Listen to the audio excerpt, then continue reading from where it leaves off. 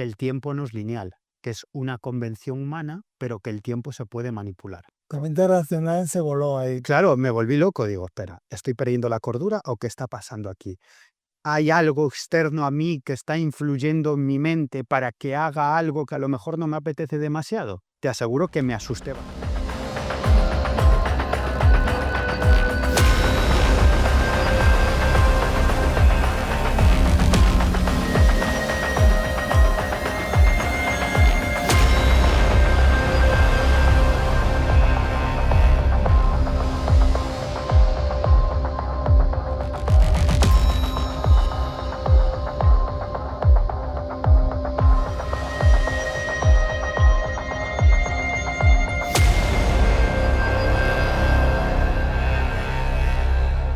Una maravilla estar aquí con todos vosotros, compartir todo lo que en este rinconcito, en este saloncito escuchamos con amigos, con buenos amigos y compartir estas conversaciones que tenemos. Hoy estamos conversando con Miguel Pedrero. Bienvenido, Miguel. Pues muchas gracias, Miquel. Encantado. Además, hacía tiempo que no nos veíamos.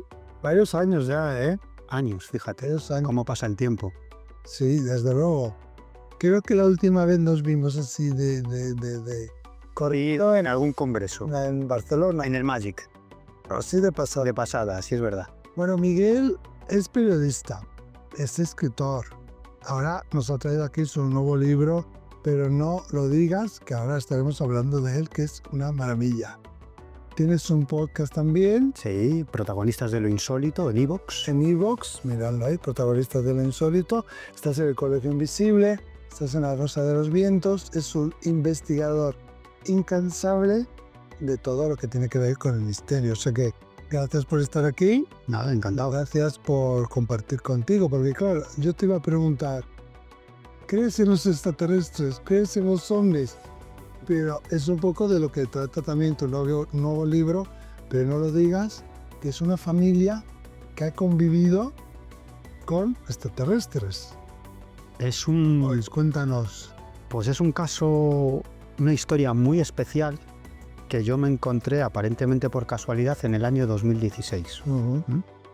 En el año 2016 estaba ofreciendo una charla en un congreso en una ciudad de España y de pronto apareció una amiga a la que había entrevistado unas semanas antes sobre un caso de encuentro cercano con ovnis.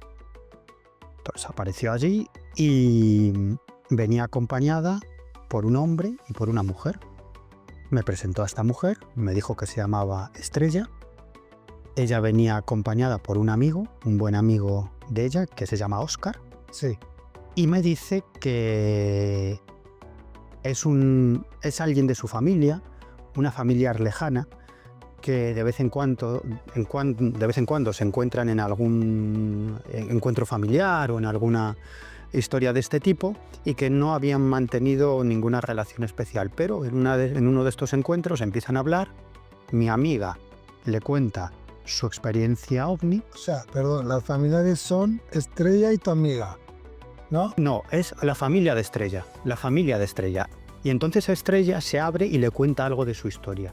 Ellas siguen hablando y mi amiga Sara se da cuenta de que es una historia alucinante de la que no tenía ni idea, con lo cual convence a esta mujer para que acuda a mi conferencia y presentármela. Hablamos un ratillo, yo fui bastante directo, ella estaba muy reticente a contar nada, es como si estuviera hablando con Jack el Destripador. De su boca solo salía un sí o un no. Date cuenta que es una historia que no ha salido del ámbito familiar, que no había salido del ámbito familiar en 40 años, en esa época, en el 2016. Y es que ella había tenido encuentros con ovnis o extraterrestres.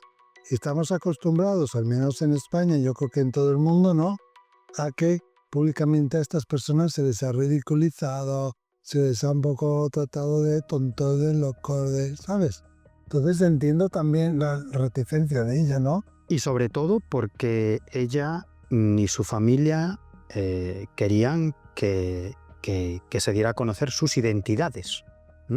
Porque llevan una vida familiar muy equilibrada, una vida muy normal y no querían que ese equilibrio se rompiera de ninguna manera. Total, que ella quiso irse. de la conferencia.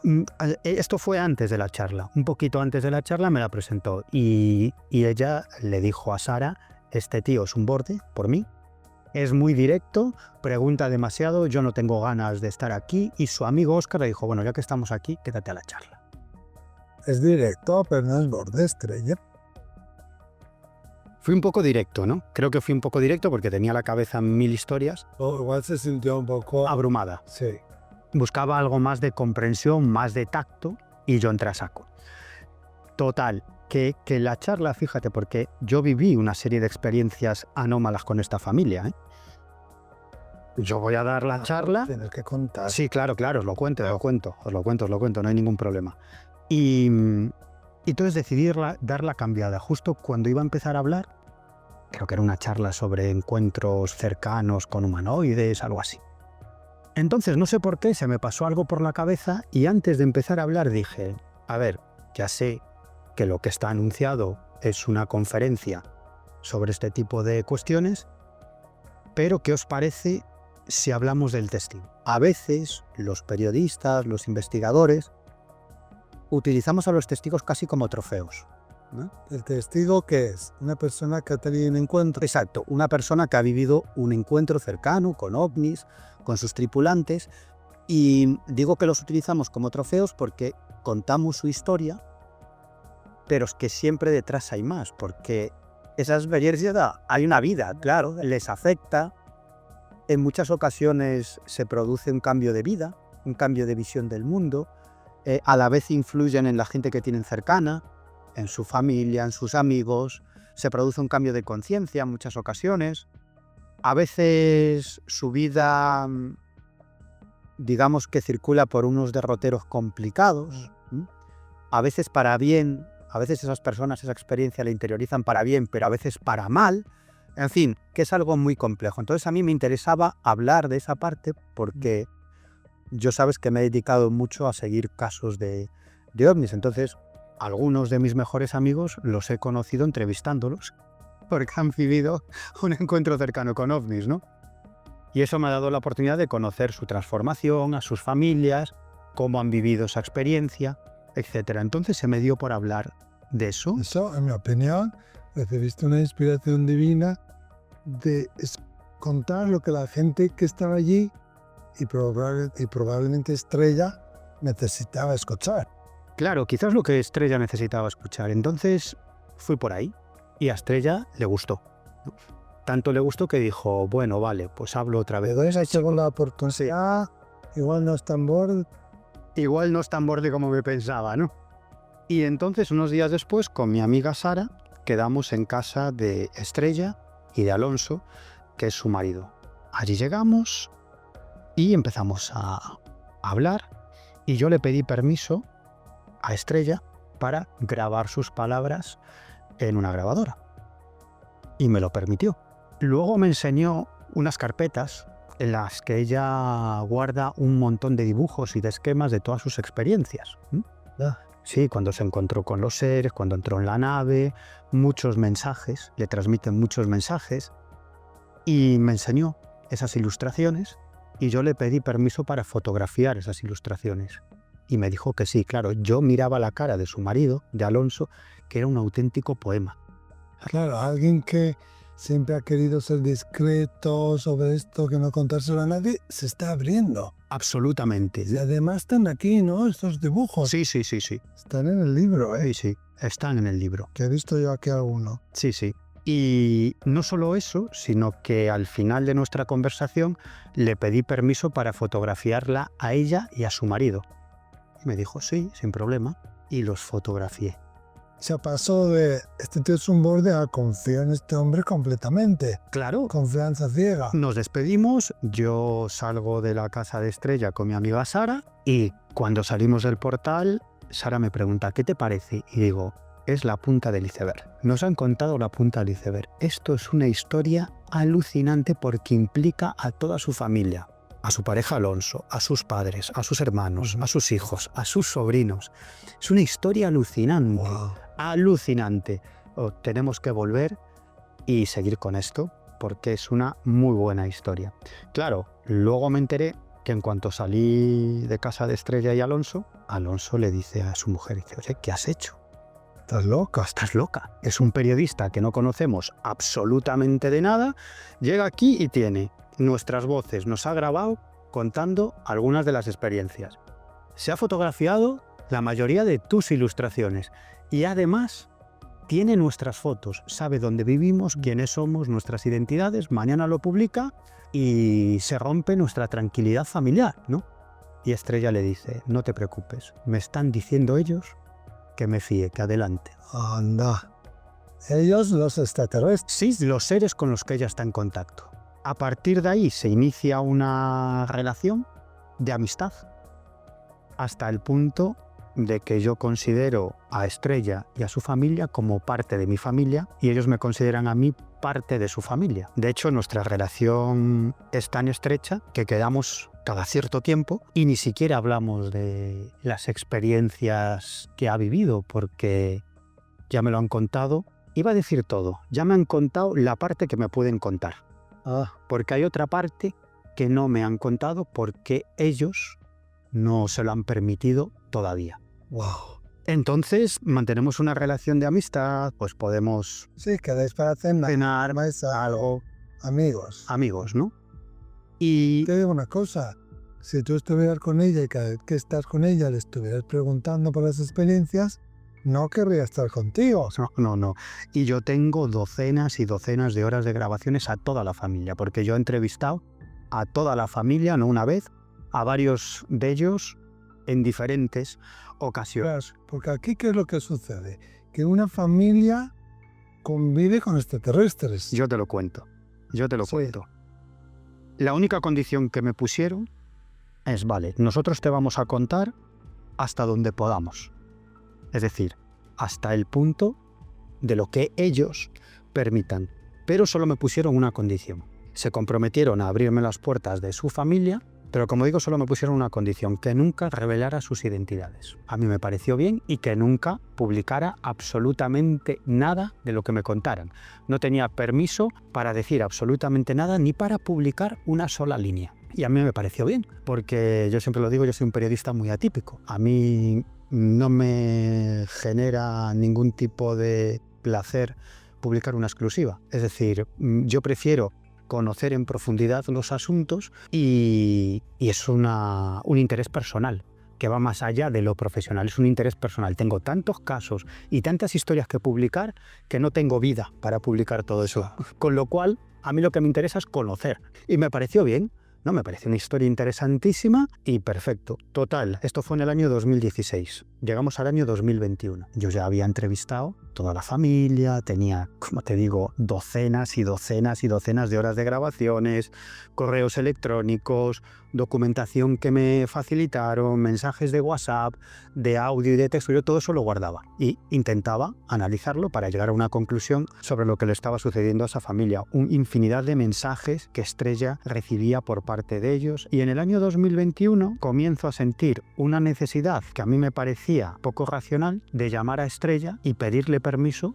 para publicar un libro con todas sus experiencias, lo cual era extraño. ¿Cómo sentías esta necesidad? Pues mira, ¿Un pensamiento recurrente o como una sensación fisiológica? Pues era un pensamiento recurrente y una necesidad absoluta de llamarla por teléfono y pedirle permiso. Pero era extraño y te digo por qué. Uno, ellos, la única condición que me habían puesto, Estrella y su familia, es que no publicara nada sobre el asunto. Y dos, yo no tenía ningunas ganas de escribir ningún libro. Tenía tal carga de trabajo. En ese momento estaba en la revista, entonces era director adjunto de la revista Año Cero, en 2 programas de radio, con mis investigaciones. Era inviable, absolutamente inviable, y a mí no me apetecía nada, porque tú sabes lo que es escucharte cientos de horas de grabaciones, toda la documentación, darle forma a eso.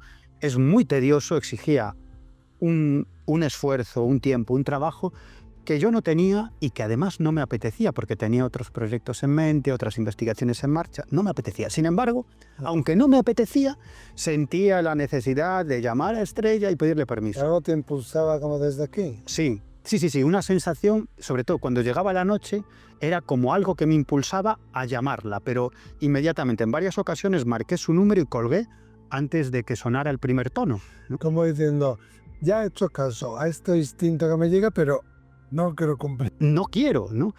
Y entonces una noche decidí que hasta ahí habíamos llegado, ¿no? Que era ridículo, esa sensación que me embargaba, que era absurda, porque ni ellos querían que yo escribiera ningún libro, ni contar absolutamente nada, ni yo quería escribir nada, no tenía ni ganas ni tiempo, entonces ¿por qué me empeñaba en eso? Y dije, hasta aquí, por mucho que sienta esa sensación que me embarga, voy a pasar. Y me quedé tranquilo, la tranquilidad duró 1 hora, hora y pico. Es que la intuición es así, vuelve y vuelve. La gente dice, ¿cómo puedo diferenciar un deseo o una proyección personal de una intuición? Bueno, lo que a él le pasó es esa intuición. Incluso yo creo que es una guía de ahí arriba. Pero No te puedes escapar y cuanto más lo intentas ignorar, se vuelve más y más fuerte. verás lo que pasó. Verás lo que pasó. Yo me quedé tranquilo y a la hora, hora y pico, recibo un WhatsApp de Estrella. Y el WhatsApp decía lo siguiente: Miguel, ellos me transmiten esto. Me dicen que llevan semanas intentando que me llames para pedirme permiso con el fin de publicar un libro sobre todas nuestras experiencias. Pero me dice Wow. que como contigo no hay manera, y me lo dicen a mí para que te lo transmita. Claro. Pero es que esto es increíble. Y yo digo, espera un momento. Tu mente racional se voló ahí. Claro, me volví loco. Digo, espera, ¿estoy perdiendo la cordura o qué está pasando aquí? ¿Hay algo externo a mí que está influyendo en mi mente para que haga algo que a lo mejor no me apetece demasiado? Te aseguro que me asusté bastante. Llamé a Estrella, hablé con ella, quedamos y entre las 3 partes decidimos que había que publicar el libro. Las 3 partes eran Estrella y su familia, yo, evidentemente, que era quien tenía que escribir el libro, y ellos. Eso te iba a preguntar. O sea, las 3 partes teníamos que estar de acuerdo. Esto fue en el 2021. Yo no empecé a escribir este libro hasta principios de 2024. Es decir, que yo me hice el remolón porque tenía mucho trabajo. En diciembre del año 2023 salgo de la revista Año Cero para hacer otros proyectos y vivir de forma diferente. Y a partir de ahí, iba a decir encontré el tiempo, tampoco, porque en cuanto salgo de Año Cero, empiezo a trabajar en 2 proyectos de televisión, en el Colegio Invisible versión televisión, en Mega, que hice de reportero y llevando la producción de extraterrestres en D-Max, ¿no? Con los 2 programas presentados y dirigidos por Lorenzo Fernández, ¿no? Que además de mi jefe es un gran amigo, ¿no? Pero escucha, esos 2 años desde el 2021 que ya decides, vale, lo voy a escribir, hasta que ya empiezas a pensar en serio que lo voy a escribir, diciembre del 23, enero del 24, ¿estuviste tranquilo? ¿No tenías sensación? Sí. No, que me sentía presionado, ¿no? Cierta presión, aunque Estrella y su familia en ningún momento me impusieron nada. O sea, oye, esto es lo que quieren ellos, pero ellos proponen y tú dispones. Es decir, que no hay ningún problema, como si no quieres escribir el libro, que nos da igual, ¿no? Vale, yo empiezo a escribir el libro, vale, tengo que empezar a escribir el libro. Y digo, me voy a poner. Y ahí viene otro de los sucesos extraños, ¿no? Estoy una noche en mi casa, un domingo, tarde-noche, eso de las 8:30, 9 de la noche, estoy acabando de preparar toda la documentación para la tertulia de La Rosa de los Vientos, el programa de Onda Cero en el que colaboro. Total, que acabo de preparar todo y tal, y me desperezo en la silla, ¿no? En el sillón en el que escribo, en el ordenador. Y de pronto, en mi mente, surge una palabra de forma repetitiva, como si me lo estuvieran susurrando, ¿no? La palabra es Johari. Johari, una palabra que yo conscientemente no recuerdo haber escuchado en mi vida. Puede ser que inconscientemente en algún momento la escuchara y me viniera a la mente, o sea, quiero racionalizar también las cosas, ¿no? Y yo escuchaba en mi mente Johari de forma repetitiva, con lo cual, como tenía delante la pantalla del ordenador, pues me conecto a San Google y busco Johari. Y lo primero que me sale es, creo que era una entrada en Wikipedia y una serie de entradas más, y todas venían a decir lo mismo, la ventana de Johari. Yo digo, la ventana de Johari, ¿qué es esto? Abro una de estas páginas y empiezo a leer, luego abrí Wikipedia y empiezo a leer. La ventana de Johari es una técnica psicológica de introspección, digamos, para conocerte a ti mismo, que aparentemente puede llevar a cabo cualquier persona, y es un ejercicio bastante simple, ¿no? Que practican algunos psicólogos y psicoterapeutas, pero que cada uno puede realizar por sí mismo. Entonces, algo me dice, no escribas ni una sola línea del libro sin haber hecho este ejercicio. Y digo, bueno, y entonces ya digo, me estoy volviendo loco. Esto ya puede conmigo y digo, por favor, no quiero más esto, ¿no? Sabes que me encanta por una parte que te esté pasando esto, porque tú, aunque has estado muy metido en el mundo de lo paranormal, siempre has sido como súper racional. Sí, ahora sigo siendo, ¿eh? Es total. Pero ahora te está pasando a ti lo que nos pasa a los medios también, ¿eh? Yo no soy ni medio, no tengo ni una capacidad, ¿Qué pero está pasando? eso sí que lo viví. Y es que eso es que es muy similar, no es lo mismo, es muy similar. Y la verdad es que la ventana de Johari es un ejercicio, ¿no?, alucinante. Pero lo voy a buscar. Es alucinante, es muy sencillo, es tomar a una serie de personas que te conozcan bastante bien e impedirles que te adjetiven, ¿no? Pues inteligente, borde, que adjetiven rasgos de tu carácter, ¿no? Empoderado, envidioso, lo que sea, ¿no? Como ellos te perciben a ti. Como ellos me perciben a mí, ¿no? Con una serie de adjetivos que describan tu carácter, ¿no? Y luego tú tienes que hacer lo mismo contigo mismo.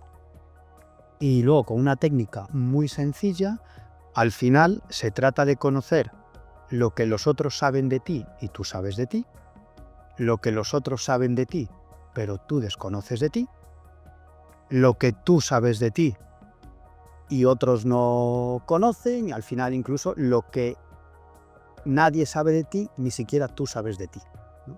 Wow. Es decir, que es un ejercicio bastante interesante. ¿Cómo lo haces? ¿Te juntas a todo el mundo delante de ti? No.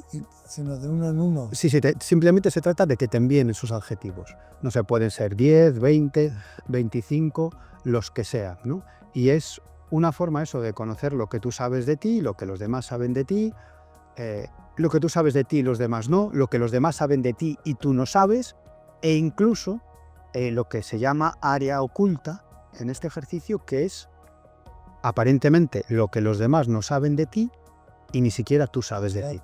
Es que me está recordando una tirada de tarot, se llama La Mancha Ciega, que es muy parecido, ¿eh? Fíjate. Ya te la mandaré. Fíjate, pues hice el ejercicio, obviamente, y empecé a escribir este libro. Como te digo, esta historia comienza el 3 de septiembre del año 1976. Con Estrella. Con Estrella y su prima Marifé. 14 y 13 años, en la España del año 1976. Claro, que Estrella me decía. Han salido del franquismo. Sí, ya se había muerto Franco hacía algún tiempo, pero como digo, pues estaba muy reciente. Y la muerte de Franco. Y claro, Estrella me decías que a esas edades y en esa época no teníamos nada que ver con los niños de ahora de 14 años. Absolutamente nada. Decía, es que éramos dos pánfilas. Decía, no sabíamos absolutamente nada de la vida. Y ambas se desarrollaban en un contexto católico, apostólico y romano, de una familia católica. El padre de Estrella, además, es un científico de primer nivel. Y claro, no saben absolutamente nada. Y ellas estaban a las afueras de un pueblo donde pasaban parte del verano las familias de ambas. Y estaban por allí paseando, hablando de lo típico. Si me gusta fulanito, a mí me gusta menganito, si este me ha mirado, si el otro no sé qué. Lo que podían hablar dos niñas de 14, 13 años, ahora también, ¿no? Pero es diferente, tienen acceso a mucha más información, ¿no? Sí, en un pueblo en aquella época. Imagínate, ¿no?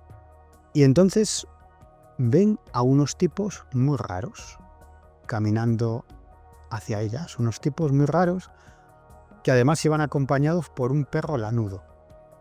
Pero eran unos tipos que iban vestidos pues como con una especie de túnicas o algo así, ¿no?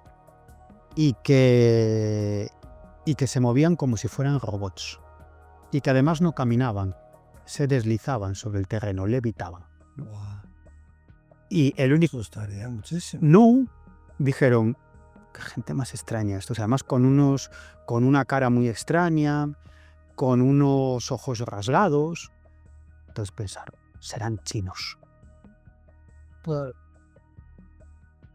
Serán chinos que habrán venido al pueblo. Claro, les sorprendió que no caminaban, sino que se deslizaban sobre el terreno y decían, qué forma más rara tienen de moverse estos chinos. Por las brechas, ¿no? Sí, no le echaron más cuentas. Total, que volvieron a casa y por la tarde regresaron a ese sitio. Y cuando regresan a ese sitio, se encuentran con lo que ellos pensaban que eran unos niños muy raros. Probablemente pensaron niños chinos. Porque eran unos seres de poco más de 1 metro, pequeñitos, que iban con una túnica, que tenían la cabeza muy grande en proporción a su cuerpo, que tenían por nariz 2 pequeños agujeritos, una fina línea como boca y unos ojos también rasgados, negros, muy grandes. Y empezaron a jugar con ellos. Ellas iban en sus vespinos, cada una de ellas tenía una vespino, y empezaron a jugar con ellos y a hablar con ellos. Claro, decían, lo que nos parecía raro es que entre nosotras hablábamos, pero ellos se comunicaban con nosotras, pero no movían la boca, ¿no? Claro, luego comprendió que eso se llamaba telepatía, Claro. pero muchos años después. Y entonces ellas jugaban con ellos y quedaban un día sí y otro día también en esa zona. Decía, claro, ahora viéndolo en la distancia, decía, no, porque tuve la oportunidad de hablar con las dos, tanto con la prima como con ella. Decían, claro, lo raro es que nunca pasara por allí nadie, ¿no? Ya. Sino que estábamos allí y ¿qué hacíais? Jugaban, ellas jugaban al escondite, ellos se subían en la moto, se caían, se volvían a levantar y decíais que nos pasábamos la tarde riéndonos. Se reían muchísimo, se divertían muchísimo y los veían como unos amiguitos con los que jugaban y en su inocencia se lo contaban a su familia, Anda. que no les hacían demasiado caso, ¿no? Ah, ellas están viviendo un encuentro entre especies, pero la familia pensando, estas niñas están chaladas. Están completamente chaladas. Faltan todo. Claro, y ellas seguían allí y tal, ¿no? Pero no se planteaban absolutamente nada, ni siquiera se planteaban quiénes eran. Hasta que un día aparecen en escena otros seres de mayor tamaño que las esperan a la entrada de un determinado camino, a las afueras de ese pueblo, y las acompañan hasta la zona en la que se encontraban con los seres pequeños. Y allí estaban esos seres pequeños, pero no estaban solos. Estaban al lado de lo que ellas interpretaron como una nave. Era un objeto aterrizado en forma de platillo volante. Y las invitaron a entrar en la nave. Y Estrella me decía, claro, yo la primera vez que vi un ordenador, ¿no? En la España del año 1900, yo no sabía ni qué era eso, ¿no? Dice, y allí, pues con unas teclas y unas pantallas donde veías lo que estaba afuera y tal, unos sillones, y ¿qué hacías? Allí jugábamos, nos sentábamos en el sillón, mirábamos por la ventana, en varias ocasiones la nave se levantaba, ¿no? Y ellos observaban. Seguramente por eso las valoraban tanto, porque en su ingenuidad, en su inocencia, no pensaron nada de aquello, no se asustaron, no pensaron que eran extraterrestres, ¿sabes? No quisieron tampoco sacar provecho de aquello, eran unas almas puras. Absolutamente. Eso les dieron, ¿no? Ese privilegio. Y son 2 personas muy especiales, ¿eh? Tanto Marifé como Estrella, la que conozco mucho más, primero es muy buena persona, ¿no? Extraordinariamente buena persona, hasta el punto, y yo estoy convencido de que si no fuera por la protección de su familia, ella difícilmente podría vivir, desarrollarse en este mundo tan depredador en el que vivimos, porque ella es buena por naturaleza, ¿no? Con lo cual, a veces en esta vida tienes que andarte con mucho ojo, Sí, claro. tienes que tener mucho cuidado, a veces tienes que defenderte, en fin, ¿no? Y ella creo que no está preparada para sobrevivir en este mundo a veces tan terrible en el que... Es la pureza que la caracteriza. Por eso, seguramente, ellos lo vieron y le dieron ese acceso. Claro, es una persona que habla muy bien, escribe muy bien, habla eligiendo mucho las palabras, porque ellos le han transmitido que el arma más poderosa que tenemos los seres humanos, tanto para construir como para destruir, es la palabra. Entonces, elige mucho las palabras porque no quiere dañar a nadie con sus palabras. Habla muy despacio, como digo, eligiendo muy bien lo que quiere, cómo se quiere expresar, y siempre tiene una sonrisa en la cara. Siempre le busca a las cosas la parte positiva, ¿no? Siempre a la gente le busca su parte noble, ¿no? Entonces, como te digo, es una persona muy especial. En realidad, toda la familia son muy especiales, son muy buena gente, es una familia muy equilibrada, donde hay una muy buena relación entre todos, ¿no? Y entrar en casa de Estrella es como entrar en un remanso de paz, ¿no? Es difícil de explicar con palabras, ¿no? Es difícil de explicar con palabras. Bueno, ellas tienen ese encuentro, tienen varios encuentros, y a partir de ahí se desarrolla una experiencia de contacto, más por parte de Estrella que por parte de Marifé, porque hay un momento determinado en el que los padres de Marifé deciden separar a las dos primas, porque claro, les parecía muy extraño todo lo que estaba pasando, ¿no? Estas niñas, ¿con quiénes andan? ¿En qué están metidas? Entonces deciden separar a las primas. Las primas no se reencuentran, se ven, ¿no?, en algún evento familiar, pero digamos que no es la amistad que tenían antes, que eran primas y las mejores amigas, eran inseparables, ¿no? Y hasta el año 2018, es decir, 2 años después de que yo empezara con esta historia, las dos primas no se reencuentran y empiezan a recordar esa experiencia. Qué pena, ¿no? Y Estrella sigue con el contacto. Tú fíjate cómo es la historia, que Estrella con 14 años está haciendo los deberes y de pronto escribe hola y le dice a sus hermanos. Estaban en una mesa muy grande de cristal y ella estaba haciendo los deberes con sus hermanos al lado. Dice, mira, algo me ha puesto hola, pues habrá sido tú que estás escribiendo. Ah, bueno, sigue haciendo los deberes, hola, que no he sido yo, que dice, alguien me mueve la mano, ¿no? Así es como empieza una experiencia de comunicación a través de la escritura automática, pero que de eso se enteró 20 y tantos años después. No sabía ni lo que era. No sabía ni lo que era la escritura automática. Y ella empieza a recibir infinidad de mensajes. Mensajes que le hablan de sucesos que luego ocurrirían. Claro, ella me plantea a mí, ¿por qué se comunican con una niña de 14 años? Le dicen una serie de cosas y de sucesos tan profundos y tan tremendos que yo no tenía la capacidad de comprender, ¿no? Ella no tenía la capacidad de comprender y eran noches enteras recibiendo mensajes hasta el punto de que eso le impedía estudiar. Y entonces ellos le soplaban muchas veces qué preguntas iban a caer. Y otras veces La respuesta.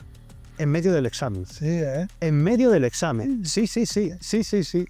Claro, ella me cuenta una noche que recibió una serie de mensajes y le dijo, por vuestra culpa voy a suspender química, ¿no? No te preocupes, vete al examen de química. Y cuando estaba en el examen de química, le estaban dictando las respuestas a esas preguntas. Y no había prácticamente ni abierto el libro, ¿no? Y como esas le pasaron muchas que cuento en el libro a lo largo de su vida, y ese contacto se mantuvo en el tiempo y ha implicado no solamente a ella, sino a su marido, a sus hijos, a sus hermanos, a sus padres, que vivieron varias experiencias.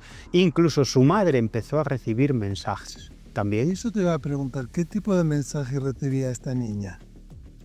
Mira, Una que se pueda contar. sí.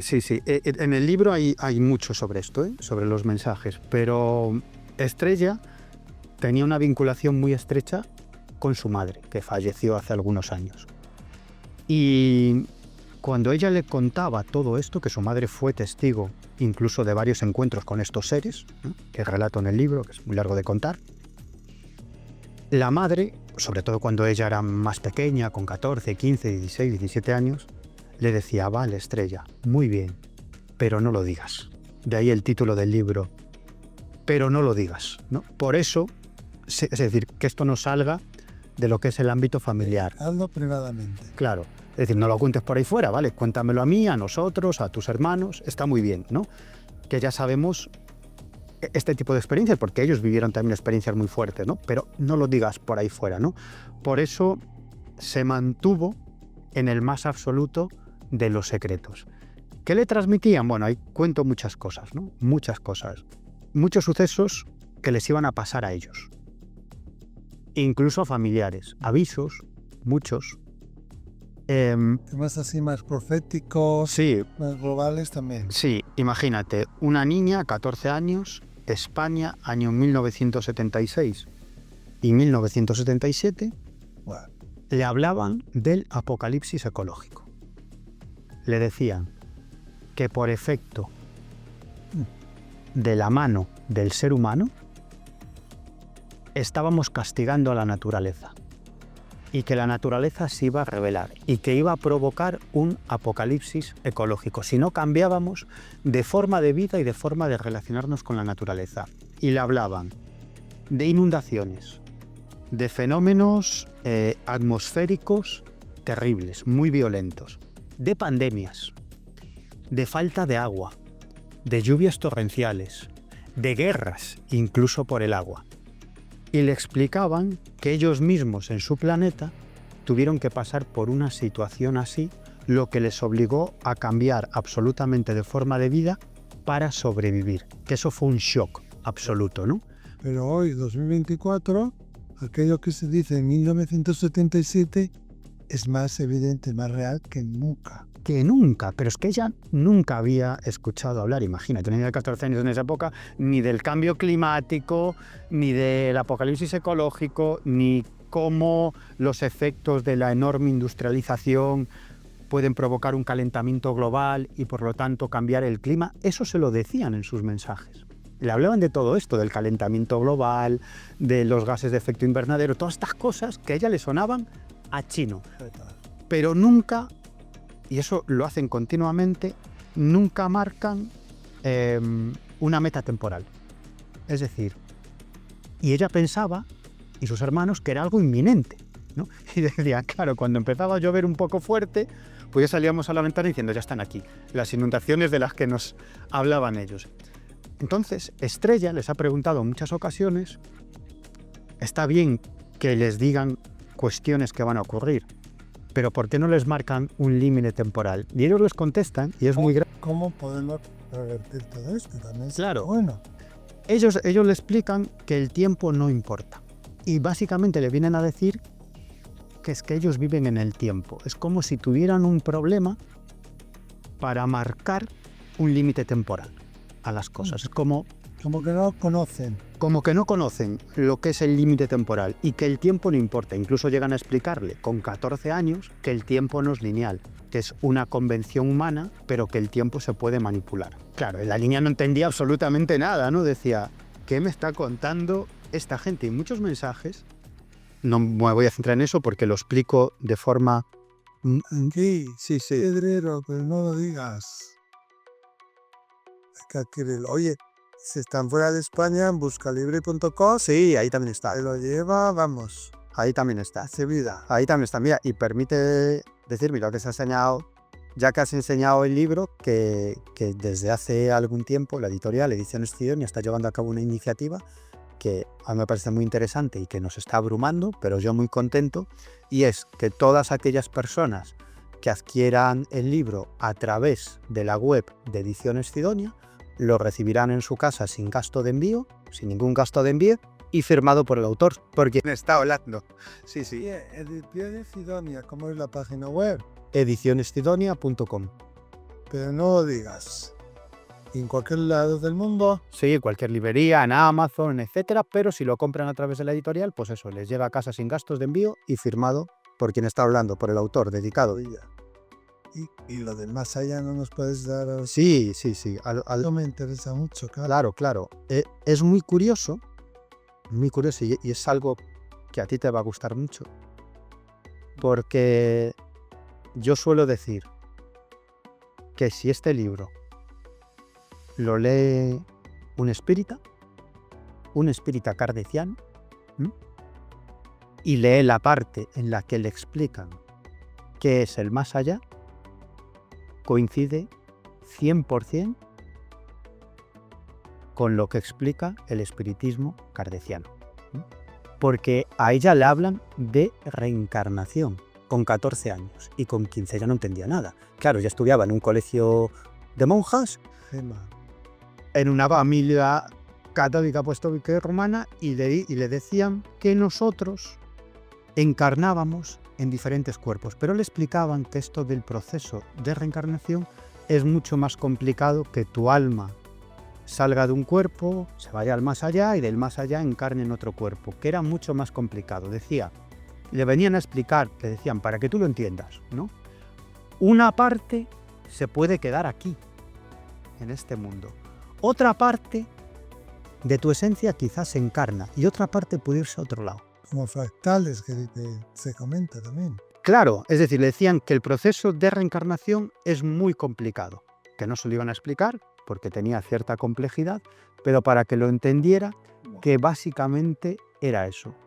También le explican que elegimos nuestra vida antes de nacer y que elegimos nosotros las pruebas. Le dicen, entre otras muchas cosas, que esto es prueba y error, que si no superamos las pruebas o lo que venimos a hacer en esta encarnación, que no hay problema, que tenemos infinitas posibilidades. Vamos, que volvemos a repetir. Que volvemos a repetir, ¿no? Que no pasa nada. E incluso le hablan de un concepto que ellos no entienden, le hablan de una especie de libro que denominan a casa. Claro. Y le dicen que todo lo que hacemos en esta vida, todos nuestros sentimientos, todas nuestras emociones no desaparecen, sino que quedan grabados, para que ella lo entienda, le dicen, en una especie de libro que podemos denominar libro a casa. Y que esos sentimientos, que esas emociones, que esas acciones se pueden recuperar de ese libro, entre comillas, a casa. Claro, ella, 25 años después, Estrella, por casualidad escucha hablar sobre el campo acásico, los registros acásicos, y dice, anda, si esto es lo que me comentaban ellos, ¿no? Claro, qué pena recibir toda esa información tan privilegiada y que tuviera 14 años, 15 años y que no pudiera comprenderla, ¿no? Claro, luego sí la ha ido comprendiendo porque sigue recibiendo esos mensajes y sigue manteniendo una vinculación con esos seres y sigue viviendo experiencias, ojo, ¿eh? Pero claro, ella nunca se preocupó, ni su marido, Alonso, por conocer nada sobre el fenómeno ovni. Claro, yo me planteo, ¿para qué? Si están conviviendo con ese fenómeno de forma habitual, ni siquiera los hijos, porque yo le pregunto... ¿Cómo pasa eso? O sea, ¿cómo pasa de ser ella la que tiene los fenómenos a una especie de contagio de el marido, la madre, los hijos? Claro, los hijos además es muy gracioso porque yo les preguntaba, pero vamos a ver, vosotros nunca os habéis interesado por el tema ovni, nunca habéis comprado un libro sobre el tema ovni o no sé, un documental o... No tienen ningún tipo de interés en el fenómeno. Claro, me explicaban, claro, tú lo ves como algo extraordinario, ¿no? Y porque te interesa mucho el tema, ¿no? Pero es que nosotros lo hemos vivido desde que hemos nacido. O sea, los dos me decían, es que no te sabríamos explicar cuándo tú supiste que tu familia tenía estas experiencias. No lo sé, porque es desde siempre, ¿no? Eso lo entiendo. O sea, fue como algo normal, como si tu padre es arquitecto y va a edificios a ver cómo están y te lleva con él, ¿no? Sí, como los hijos de Penélope Cruz, ¿no? Que van con ellos a todos los lados, le dirán que su madre es actriz, que su padre es actor. Para nosotros es una cosa extraordinaria, pero claro, lo han vivido desde siempre. Desde siempre, con lo cual, no, pues dicen, bueno, si alguna vez estoy en la tele y sale algo sobre ovnis, pues a lo mejor me quedo, o a veces ni siquiera eso. Es decir, que no tienen ningún tipo de interés, Tampoco por parte de Alonso, tampoco por parte de los hermanos, tampoco por parte de los sobrinos. O sea, es una familia muy normal, muy buena gente, muy unida, que viven esta experiencia con enorme normalidad, porque lo han vivido prácticamente desde siempre, Y no hay más en esa historia. Bueno, hay mucho más, ¿no? que cuento en el libro, por ejemplo, que eso sería muy largo de contar, pero ellos le salvan la vida 2 veces a Estrella. Y una de las últimas veces yo viví todo el proceso en primera persona. Sí, es una historia muy larga, a la que le dedico un capítulo muy largo. No me gusta entrar aquí porque hay muchos detalles, es algo muy concreto, ¿no? Pero le salvan la vida en una segunda ocasión. Pero no como actúan siempre, no le dan la solución, ¿no? Sino que la van guiando diciendo, no, mira otra cosa, mira esto, vete a otro médico, que te miren no sé qué, ¿no? Fue un proceso de un cáncer, un tema bastante complicado, ¿no? Donde los médicos le decían que ya estaba y ellos le decían, no, tienes que hacer esto, que otra vez analicen la muestra y no sé qué, y no sé cuándo. Claro, fue una pelea porque tú cómo le dices a un médico, oiga, que no, pero porque me lo están diciendo los extraterrestres, ¿no? Entonces, Claro, y usted ya analizó el tejido, pero vuelve a analizarlo. claro, Le estás diciendo usted no es competente. Bueno, quiero decir, no le estás diciendo eso, pero es así como se lo puede tomar. claro. No es competente, usted no sabe, no confía en su criterio, ¿no? Es delicado. Me he pensado mucho si meter o no ese capítulo, pero como lo viví en primera persona, es decir, con ella, con su familia, todas las fases, ¿no? Por las que ella pasó y su familia, lo que le iban indicando, su desesperación, ¿no? Por tratar que los médicos hicieran esto o lo otro, pero claro, no podían explicarles el porqué, digamos, ¿no? Bueno, al final alguno de los médicos sí lo supo, etcétera, ¿no? Es una historia muy larga y al final la cosa salió bien, pero como digo, es que, vamos, en el libro hay muchas cosas porque ha sido un proceso muy amplio, con muchas experiencias, muchos mensajes, muchas experiencias físicas con ellos, ¿no?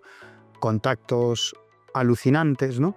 Una de las preguntas que le hice a Estrella es ¿por qué tienen ellos tanto interés en que se publique este libro, ¿no? Claro, muy buena pregunta. Claro, ¿por qué, no? A ella ya le habían advertido con 14 años que toda su historia iba a salir publicada en un libro y que iba a tener repercusión. Y ella decía, no. Dice, si esta es una cosa entre nosotros, ¿no? Porque esto va a salir en un libro. Claro, ella me decía, como pasaban los años, ¿no? Y no me daban más explicaciones, ella misma escribió un pequeño librito contando algunas de sus experiencias que le dio solo a sus hijos, ¿no? Y a sus hermanos. O sea, un libro de esta, prácticamente fotocopiado, ¿no? De 10 ejemplares. Y dijo, bueno, ya lo que me decían, que claro, ahora me dicen, no, si el libro era... Claro. El libro era esto, ¿no? Claro, pero la madre, el padre, los hijos, me imagino que desde siempre han tenido como esa conexión. Sí. ¿Y la madre y el marido? Tú imagínate que tú eres novio de esta mujer y de repente te cuenta estas cosas, pero luego pasas a vivirlas tú. Sí. El marido ha sido testigo de... ¿Tiene que ver con el lugar, de No. la persona, con ambas cosas, con ninguna? Yo creo que tiene que ver con la persona, porque el fenómeno ovni tiene que ver con las personas. Yo siempre lo digo, que la solución al enigma ovni no se encuentra en lejanas estrellas, sino que si el fenómeno se produce es por nosotros y existe una conexión absoluta entre el fenómeno y nuestras conciencias. Es decir, nuestras conciencias juegan un papel fundamental en el fenómeno. Por eso yo siempre digo que la respuesta no está en lejanas estrellas. Mira, la respuesta al fenómeno ovni tampoco está en los libros de ovnis.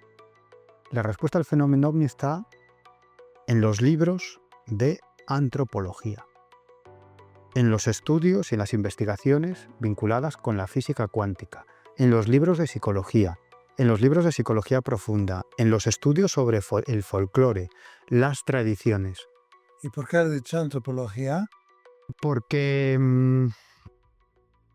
el fenómeno ovni es absolutamente cultural como todo fenómeno anómalo. Claro. Es decir, fíjate lo que voy a decir, ahora.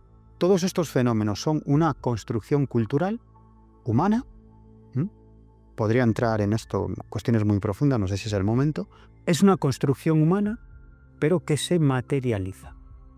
Hay algo que toma el contexto cultural de una época el acervo cultural, las creencias profundas de una sociedad, para mostrarse de una forma identificable. Claro, es que nos comentaba el otro día, en una charla que dio nuestra amiga Amado Martínez, que es antropóloga, que antiguamente las personas que tenían experiencias cercanas a la muerte, en un contexto cultural mucho más religioso, veían a Jesús, a la Virgen, ángeles, y que hoy en día, como quizá no seamos tan fervientemente religiosos, tienen otro tipo de experiencias. Y hay más personas que tienen experiencias cercanas a la muerte donde dicen haber visto seres de otros planetas, ovnis, y no tanto ángeles, no tanto a Jesús, aunque también. Es que hay una vinculación estrecha. Mira, yo creo que los persigue misterios, ¿no? Por decirlo de algún modo. O sea, los investigadores o los periodistas que nos dedicamos a la investigación de esta clase de anomalías. Tenemos un punto muy fuerte a nuestro favor, pero tenemos otra serie de características que son una equivocación absoluta. Es decir, date cuenta que yo me lancé a investigar este tipo de historias con 15 años y he tenido una formación autodidacta en cuanto a informarme sobre lo que hay detrás de este mundo de las anomalías, etcétera, ¿no? Y claro, somos gente que en realidad tenemos muchísima ilusión, ¿no? Que estamos absolutamente atrapados por este tipo de anomalías, que es mi trabajo porque se han dado una serie de circunstancias, pero en realidad es mi pasión, ¿no?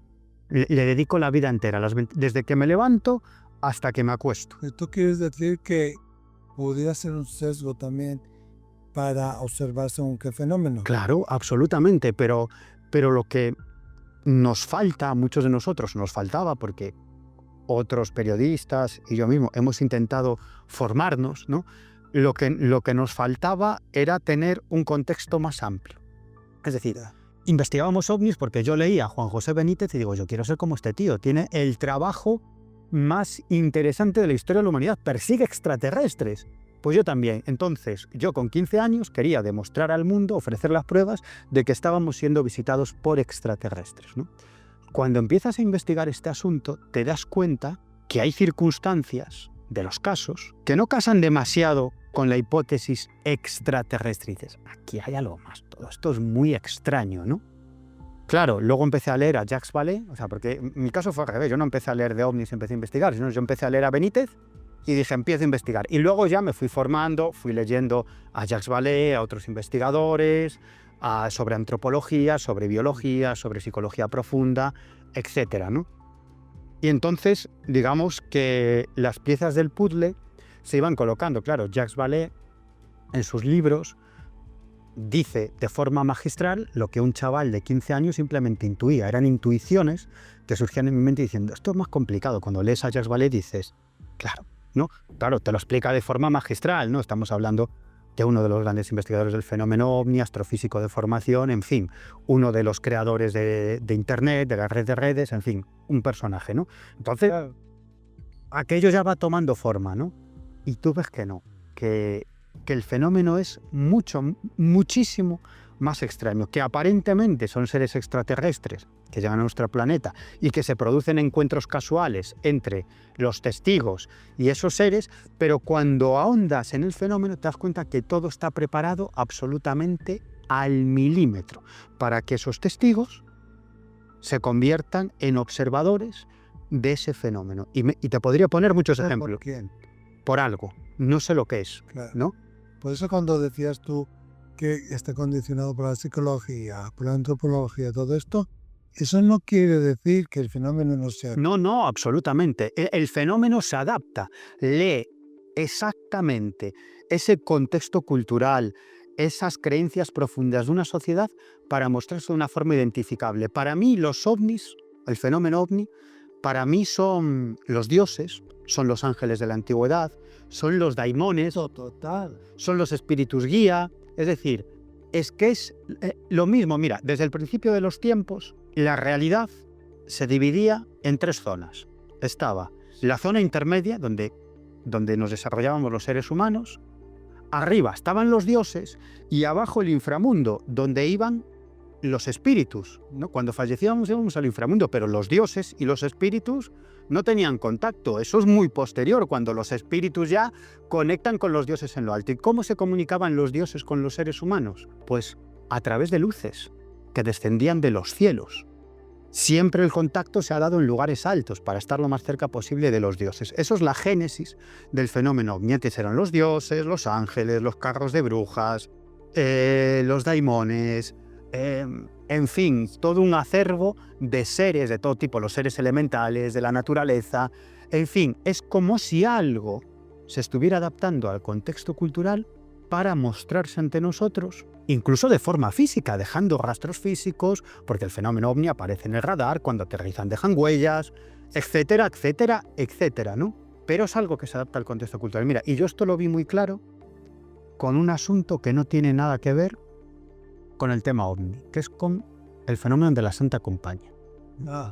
Esa procesión de almas en pena, que en el noroeste peninsular se denomina Santa Compañía, pero que en otras partes de la península ibérica se llama de otra forma, ¿no? La Esta Antigua, Por ahí también. también de otra forma. En otras partes de Europa es, aquí pues es la Hueste Antigua, la Esta Antigua, en fin. Y en otros lugares de Europa se denomina de otra manera, e incluso en Latinoamérica, ¿no? Es una tradición que se ha esparcido por todo el mundo. Bueno, pues desde el punto de vista de la antropología está bastante bien estudiado dónde se origina ese mito, que tiene que ver fundamentalmente con los pueblos nórdicos y la tradición de la caza salvaje, ¿no? Cómo eso, con el paso del tiempo, se va transformando, se va sincretizando con el incipiente cristianismo y va dando lugar a esa tradición de la Santa Compañía. Entonces yo me planteo, ¿cómo es posible que una tradición que se sabe de dónde se origina, cómo va mutando con el tiempo y que va dando lugar a la actual creencia, cómo es posible que algo que todo parece indicar que es puramente cultural, es una creación humana a lo largo del tiempo, sin embargo, se aparezca ante la gente, pero se aparece, y yo he recopilado muchos casos de apariciones de la Santa Compañía, además con antropólogos, que luego te dicen, yo creo que hay un estímulo externo que no es solo una creencia, sino que la gente lo ve de verdad, porque gente que no sabe nada del tema te comenta las mismas características, la misma forma de aparecerse, de desaparecer, etc. Y lo ven porque nos podemos imaginar, pues un señor del pueblo supersticioso que cree... No, urbanitas que van a pasar un fin de semana al campo, agnósticos, ateos, políticos, científicos, que te dicen, oye, yo he visto esto, ¿no? Es algo que es una tradición, pero que se muestra incluso a gente que no es solo que no crea en la tradición, sino que no conoce esa tradición. Porque yo me he encontrado con gente que lo ve y luego, muchos años después, lee algo y dice, hombre, si esto es lo que yo vi, le llaman Santa Compañía. Entonces, ¿de qué estamos hablando? Pero entonces, ¿cómo es posible que tú escuches La Ventana, se me ha olvidado el nombre De Johari. de Johari? Claro, porque ese fenómeno puede mostrarse, claro, puede mantener contacto, puede... Que la realidad, dice la física cuántica, ¿no? Es dependiente mucho de la conciencia del observador. En este caso tú no estabas observando nada ni nada. Mira, te lo voy a decir claramente, ¿no? Es mucho más complicado, pero te lo voy a decir claramente. Para mí, detrás de todas las anomalías, está alguna clase, llamémosle, de inteligencia. Esa inteligencia yo la identifico, de hecho yo escribí un libro para plantear toda mi teoría que se llama OVNIs, mensajeros de la conciencia global. Para mí detrás está eso que podemos llamar conciencia global, conciencia cósmica, orden del universo, o si quieres desde un punto de vista religioso, Dios. Pero cuando digo Dios no me refiero a un tipo con barbas, castigador, global amorosa. El orden del universo. Y por eso digo que ninguno de estos fenómenos es externo a nosotros, porque esa conciencia global significa que nosotros no somos seres conscientes individuales, sino que nuestro cerebro es más un conector con esa conciencia global. Pero como somos entidades biológicas individuales, tenemos la sensación de que nuestra conciencia es individual, pero no es así. No, pero sí tenemos que tener, como el yo superior, ¿no? Sí tenemos que tener como esa antenita, esa herramienta, o esa antenita preparada para conectar con eso, que una cerradura y una llave. Claro, entonces tú puedes conectar con extraterrestres, con los seres elementales, con los espíritus, como tú, ¿no?